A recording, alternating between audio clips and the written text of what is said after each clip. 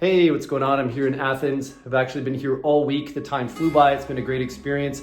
We're off tomorrow on a boat to go check out more of the beautiful country of Greece. Been working remotely, doing a little bit of exploration as well. And in this 16-degree weather like it was today, it's been perfect. Supposedly it's winter, but coming from Eastern European winter where we just were before, freezing cold, this feels like summer. Figured it was a good chance to take a little walk around the neighborhood. We can talk about a few different things, including the viability of long-term travel, Airbnbs, and an alternative to the creator business model. I had a few thoughts to share about that. We're just getting all packed up, so it's a bit messy, but this was the makeshift workstation for this week. Let's go take a walk.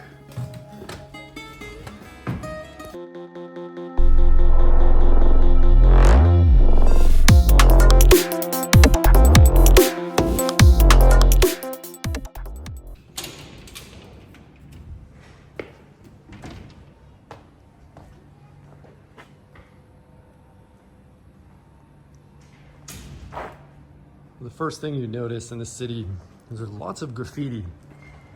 I actually noticed that in Belgrade when I was there in October to November. And I thought, wow, there's so much graffiti here, but when you come to Athens, you realize there's a lot more here. It's the most graffiti I've seen in a city. You probably see a little bit on this walk. The other thing you notice are these orange trees that line all the streets. Apparently they're not edible, they're like the sour oranges, but used for decoration. Pretty cool. Yeah, here's an example. Graffiti, but the other thing you notice, you come here, there's just such positive energy. Everyone's smiling, everyone's happy. I noticed a big change in atmosphere and vibe the second I stepped off the plane. Yeah, here's a better view of the oranges.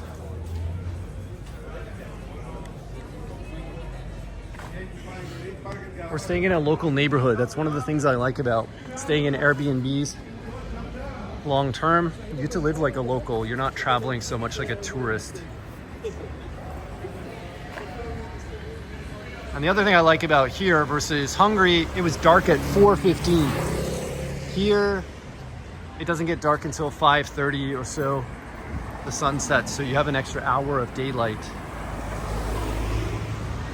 You can see up this way.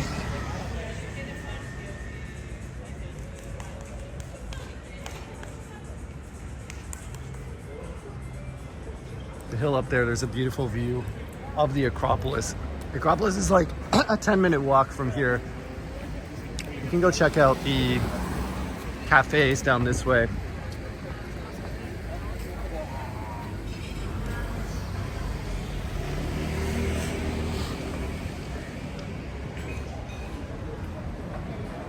Yeah, I think a lot of people don't realize how cost efficient it is to be a long-term traveler. When you switch out of vacation mindset or tourist mindset, and you start traveling 1 month at a time, the costs become a lot more reasonable. Yeah, I think most people are surprised when they hear how much it costs, especially if you're coming from a big city in North America and you're paying rent or mortgage, I guess. For less than what you pay, you can travel to a bunch of countries around the world, all included for your stays.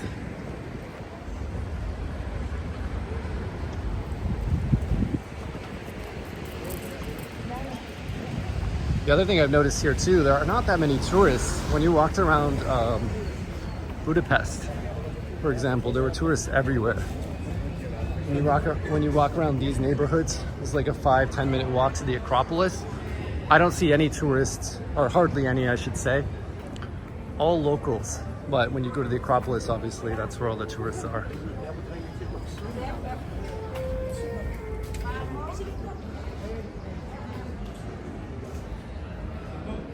Here has a very social communal vibe. Any time of day you can walk around on the streets and you see locals drinking beers at 10 a.m., 2 p.m., much like you'd expect in Italy, France, Spain. It's Saturday today, so the cafes are all packed. Here's another one. Also, the other thing I noticed here, there are so many cafes. There are so many cafes and coffee shops. Tried a new coffee called Cappuccino Freddo. I believe it's from here. I'm not sure if it's originated in Italy, but it's like a frothed milk. It was a cold espresso coffee with really frothy milk on top. It's pretty good.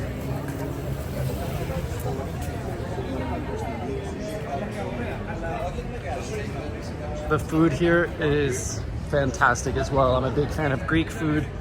Obviously, I think most people are. There's so many good foods, but the portions you get in the restaurants, the amazing service has been great.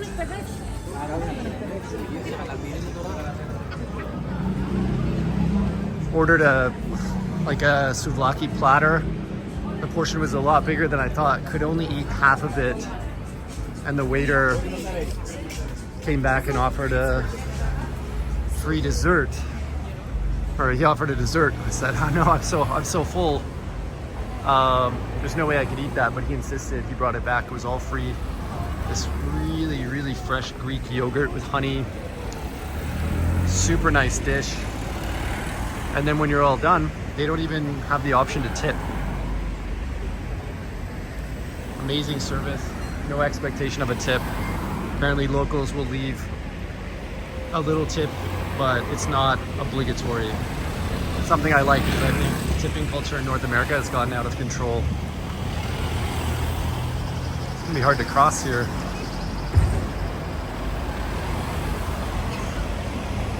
We'll take a walk up the hill toward where we can get a view. He'll stop for us. We can get a view of the Acropolis. I don't know how far up we'll go, so we have to hike up quite far to get a view, but we'll see.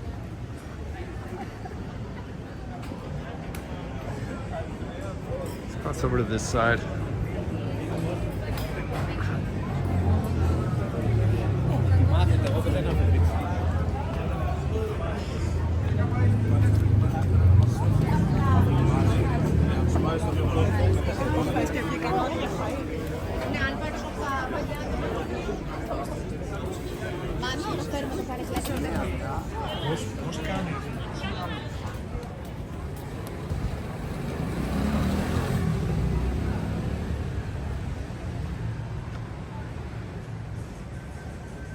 So if you're considering long-term travel, don't let the costs put you off, because oftentimes it's just starting to be a little bit creative if you're already making money.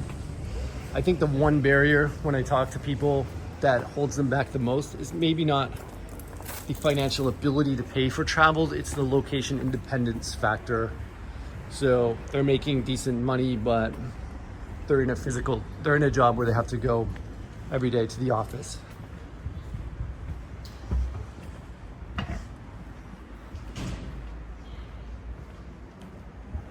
The key, I think, is just to figure out how to make a little bit of money, find a path that's working, and then you can quit your job and put more time into it, and that will help it grow more. That's the path that I took.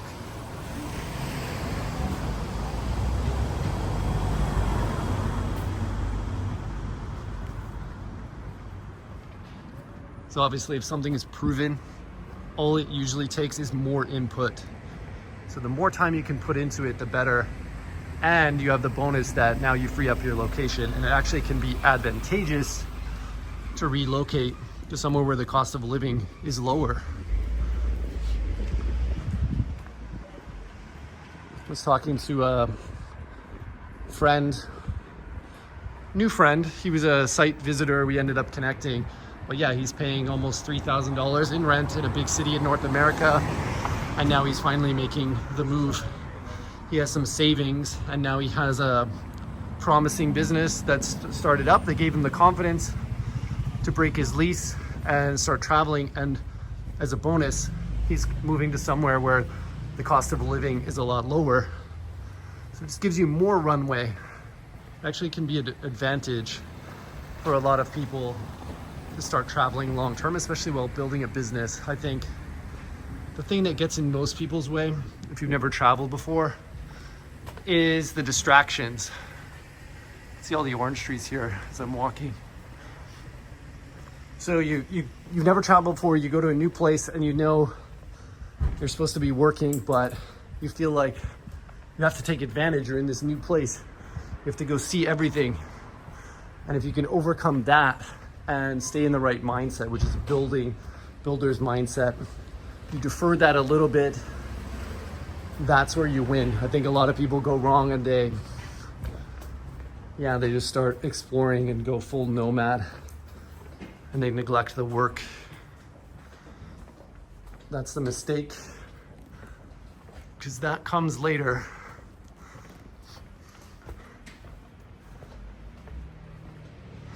I find even just working from different locations and cafes and vibes and the walk you take when you walk to the cafe in your neighborhood, the vibe is different, and that alone is enough to put you in a state of discovery, curiosity. So for me, I thrive in this type of environment. Someone told me tomorrow I have to pick the location and one house where I'm gonna live for the rest of my life. I would struggle to do it. Right now, I'm just loving having the ability to change things up every so often. So with a lifestyle of long-term travel, you have that flexibility, and that's really what I like. And when I think about business models, it's the same way. A lot of advice is to niche down and to pick one niche. And it's hard for me to imagine doing that just in the same way that I couldn't imagine choosing just one place to live. I could imagine choosing 2 or 3 home bases, alternating between them. It's already what I'm building towards. Have my home base and my residency in Panama now, but I still travel for a lot of the year.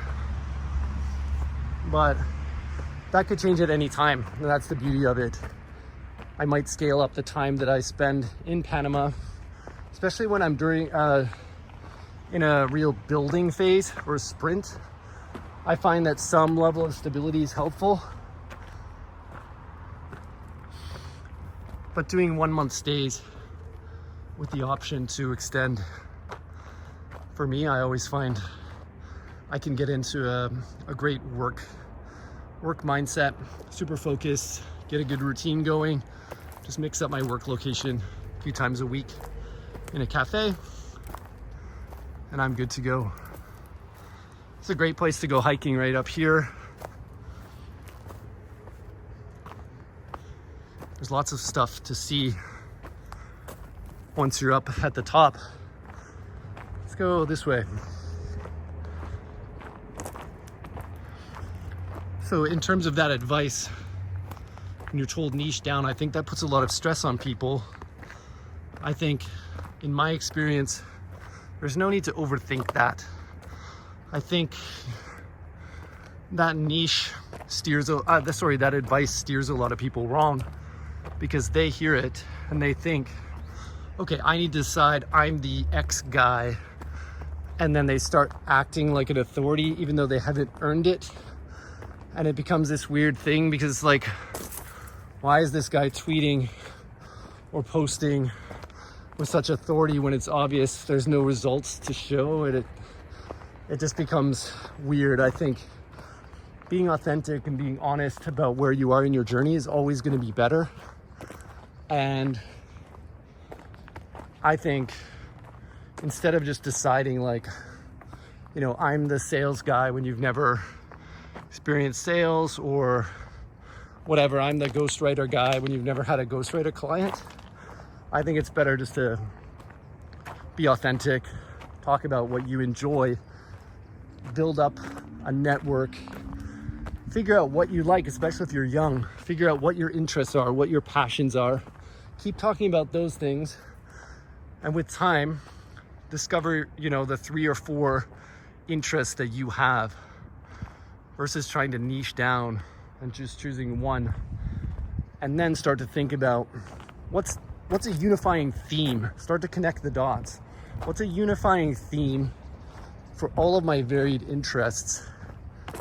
And when you do it that way, you're creating more of a platform that serves you, especially if you have the mindset like me, where you find it hard to commit to just one path. you might consider yourself more of a polymath wanderer mindset, I guess, in terms of business. This is a dead end. I guess we'll have to go this way. If you can discover that, I think it comes with time and it comes naturally. I think a lot of decisions are forced and it comes across in people's content. They're trying to be authorities too quickly when they haven't earned it, and it's obvious to people. So if you're feeling stuck, I just wanted to share that. Like, you don't have to. I think a lot of people have been sold on this idea that it's a really good idea. It's the only opportunity to become a creator.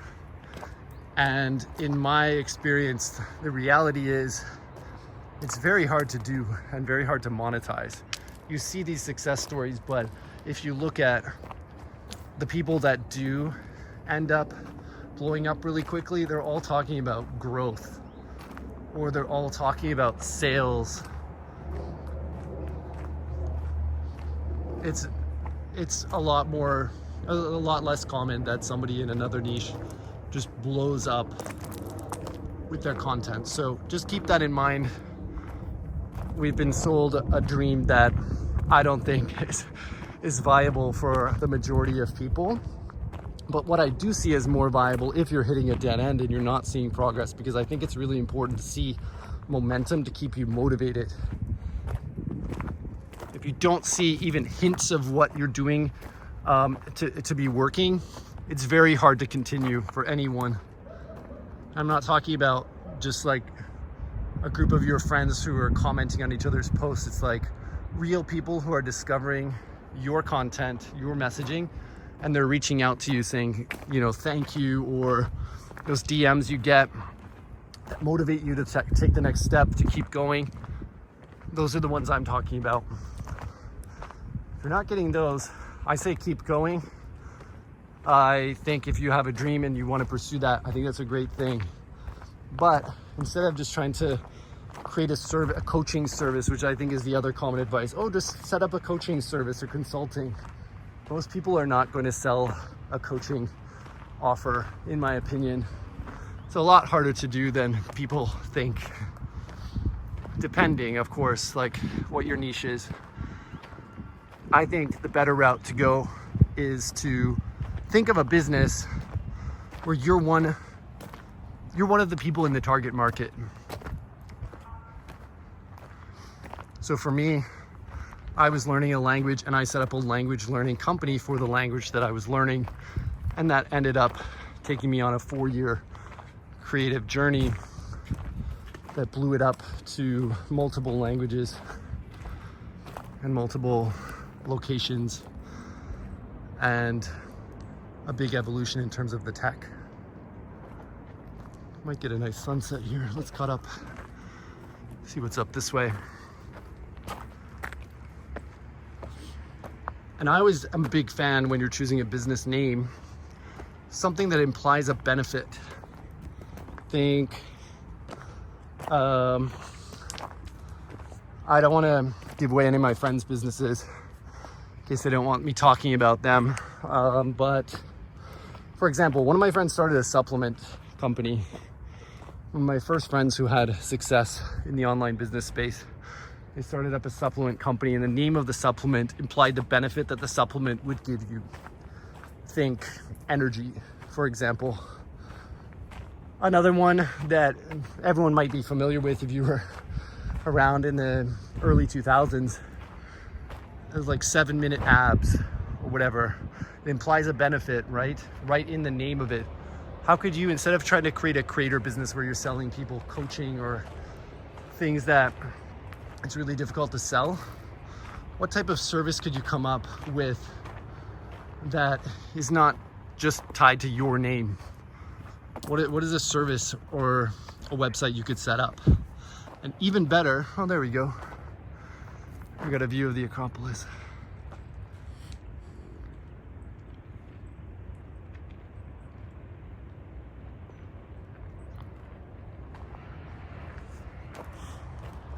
And even better if that passion checks off those 2 boxes kind of been rambling about. One, it serves a need that you have or you're a member of the target market. And two, it's a theme that kind of ties together all of your interests. So for example, my language learning company tied together a few of my interests, which are psychology and language learning.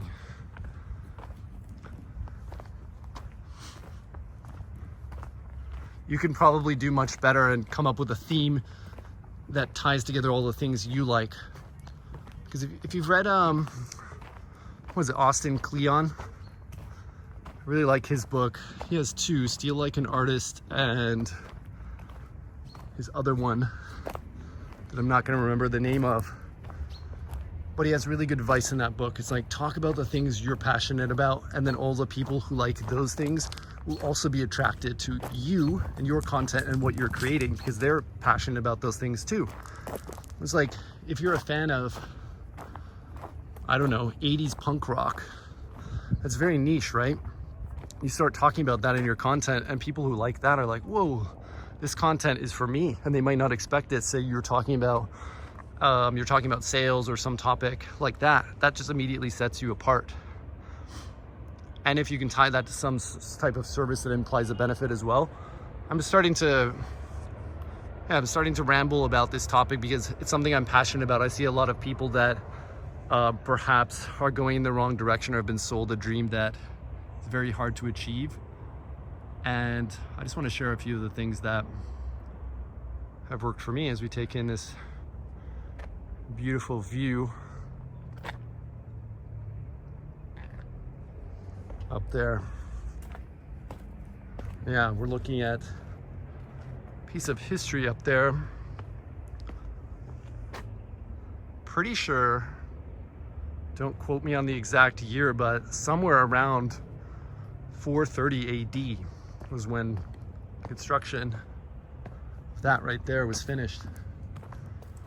So we're talking way back in time.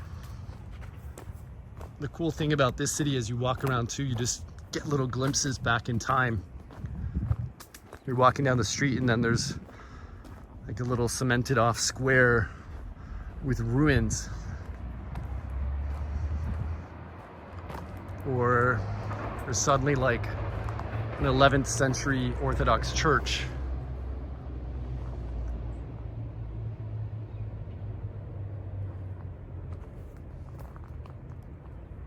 A lot of famous thinkers from history came from this part of the world. But yeah, anyway, just something to think about, something that's been top of mind for me recently as well, because I have friends that now are they're realizing that, yeah, they're not as happy as they could be living back in North America, and they're looking for other options. And some of them have jobs, some of them have their own businesses, but they require physical presence, like they're doing trades or teaching related businesses, etc., and looking for different options. So I've been thinking about this as well as me thinking about what my next business idea would be when I'm ready to start up something new. So something to think about. It's never been easier to start a business, but the key is choosing the right one and not trying to sell something that someone has sold you on because it makes them money to do so by you paying for their inflated courses. And I don't know, when I see some of these testimonials and you know those people firsthand who are in the testimonials and you know that they've said something much different about how much they make, you realize how much is exaggerated in this space to sell you a dream because it benefits the person who's teaching you that. And it makes me very reluctant, I don't know, to be associated with the space. That's all. Beautiful view. Super quiet up here. It's even one level up. But yeah, some last day thoughts here. So I'm getting ready to head out of Athens. I've stayed on what I consider like a around the world trip right now before I head back to Panama have a little more stability, where I'll be in pure building mode. Not that I am not now, still working, I would say 8 hours a day with time to explore in the day, but getting lots of work done for the company I'm working with.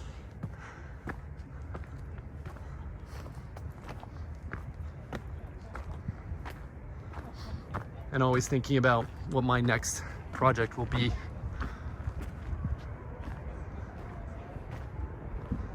Take in one last view from this side.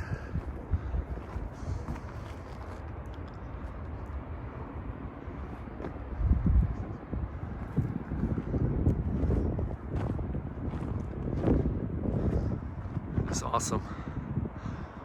You can see in the far distance over there, the ocean. That's where we'll be headed tomorrow. Feeling super grateful for this lifestyle, the ability to live in such beautiful places, and just a reminder that it's a lot cheaper than you think. I think a lot of people see people living a lifestyle abroad and figure, well, they must be multi-millionaires. You can live, I think Tim Ferriss presented this idea really well in the 4-hour work week, but you can live a lifestyle of a multi-millionaire without being a multi-millionaire. It costs less than you think. Just think about how you can get to that first 2K online, and I think you unlock a lot of freedom for yourself.